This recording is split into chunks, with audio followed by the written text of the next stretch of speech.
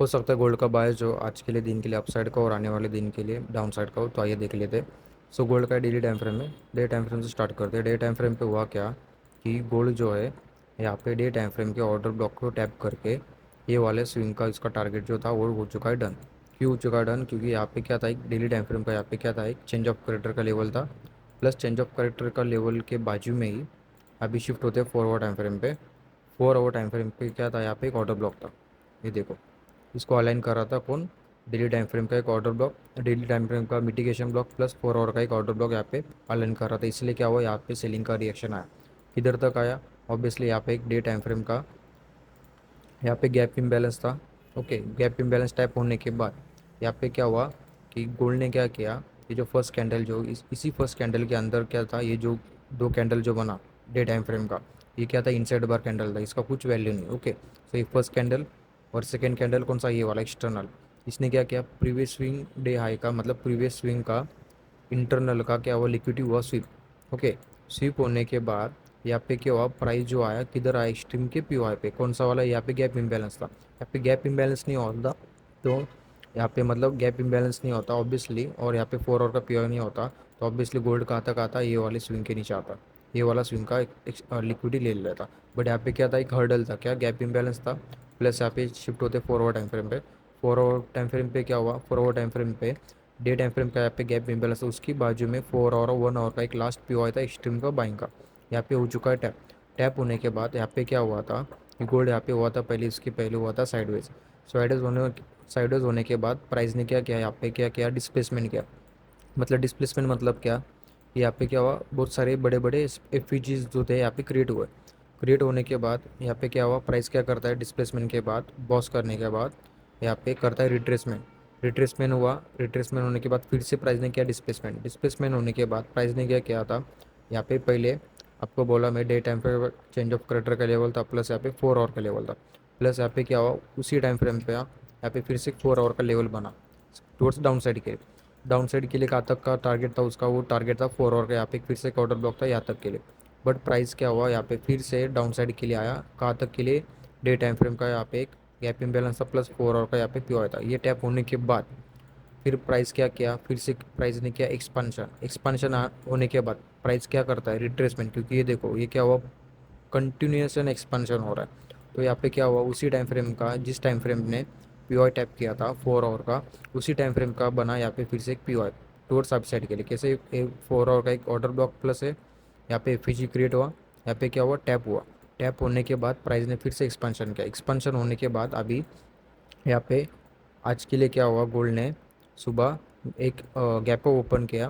Gap होने के बाद यहाँ पे क्या बना है, एक है ना 4 आवर पे यहाँ पे गैप इम्बैलेंस दिख रहा है हमें। ओके, तो प्राइस हो सकता है कि अभी अभी के लिए हो सकता है कि प्राइस जो है गैप इम्बैलेंस को आए, इसको टैप करे, फिर हम लोग क्या करेंगे, यहाँ से बाइंग का ट्राई करेंगे टोट सबसाइड के लिए। ओके, टारगेट जो रहने वाला है वो रहने वाला है डेली के हिसाब से कौन सा, ये वाला जो है यहाँ पे एक स्विंग जो है यहाँ पे इक्वलाइज जो मतलब यहाँ तक क्या करेंगे हम लोग, टारगेट करेंगे।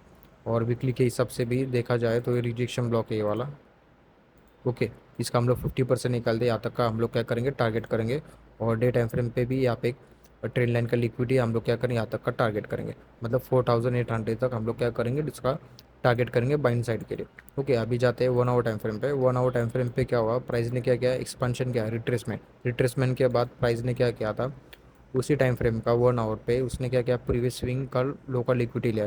लोकल लिक्विडिटी लेने के बाद यहाँ पे क्या बना, 4 आवर का एक ऑर्डर ब्लॉक और विथ एफ बना। ओके, ये टैप होने के बाद प्राइस ने क्या किया, यहाँ पे 1 आवर टाइम फ्रेम क्या, ब्रेकआउट स्ट्रक्चर। ब्रेकआउट स्ट्रक्चर होने के बाद प्राइस जो है अभी 1 आवर का एक रिजेक्शन ब्लॉक है, प्लस यहाँ पे एक 1 आवर का यहाँ पे क्या था, एक सेलिंग का एक ऑर्डर ब्लॉक था, यहाँ से थोड़ा सा रिएक्शन है टूवर्ड डाउन साइड के लिए। सो अभी हम लोग बाइंग कहाँ से कर सकते हैं, बाइंग देख सकते हैं हम लोग, ये वाला एक 1 आवर का यहाँ पे एक ऑर्डर ब्लॉक है बाइंग के लिए, प्लस यहाँ पे गैप इम्बैलेंस है, और प्लस प्राइस जो है यहाँ पे हम रिसेंट हाई और लो का स्विंग का फिब लगाएंगे। यहाँ पे क्या निकल के आ रहा है, ये डिस्काउंट में आ रहा है मतलब प्राइस। ओके, सो एक फर्स्ट रहेगा बाइंग जोन हमारा ये वाला, और सेकेंड बाइंग जोन रहेगा वो रहेगा ये सब, हम लोग 4 आवर के हिसाब से फिब लगाएंगे लो से लेके हाई तक, ऐसा।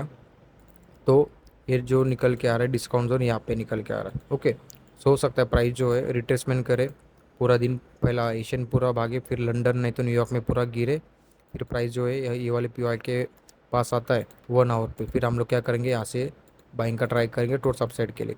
और तीसरी चीज़ हो सकता है कि प्राइस क्या करे, प्रीवियस डे लो का लिक्विडिटी भी ले सकता है, स्विप होती है। फिर हम लोग क्या करेंगे, वेट करेंगे हाई टाइम फ्रेम का यहाँ पे पीओआई बनने का, फिर पीओआई बनता है बाइंग का, तो फिर क्या करेंगे हम लोग टोर्स अपसाइड का ट्रेड करेंगे। और चौथी चीज़ यहाँ पे ये भी हो सकता है, फिर हम लोग यहाँ पे सेलिंग कैसे करें, मतलब समझो प्राइस को आना रहेगा यहाँ पे, ओके, ये वाले ऑर्डर ब्लॉक पे, तो क्या करे प्राइस यहाँ पे इस इरिटेशन ब्लॉक को टैप किया, ओके, इसको रिस्पेक्ट भी कर रहा है प्राइस, ओके। सो प्राइस यहाँ पे 1 आवर का एक पीओआई बनाता है सेलिंग का, मतलब कहाँ पे यहाँ पे 1 आवर का एक पीओआई बनाता है सेलिंग का, इसको ब्रेक करके समझना, ओके, इसको ब्रेक करके 1 आवर का एक पीओआई बनाता है सेलिंग का।